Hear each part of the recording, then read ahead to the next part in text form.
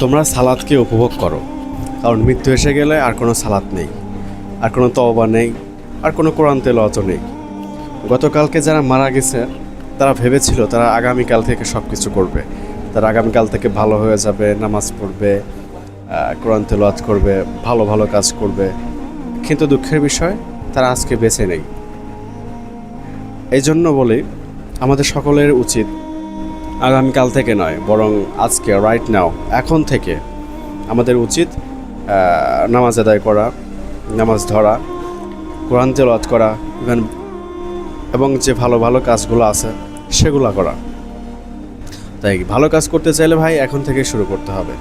এই একটু পরে করতেছি, আগামীকাল থেকে করব, পরে করব, এটা হচ্ছে শয়তানের একটা চক্র, এটা হচ্ছে শয়তানের একটা প্রলোভন।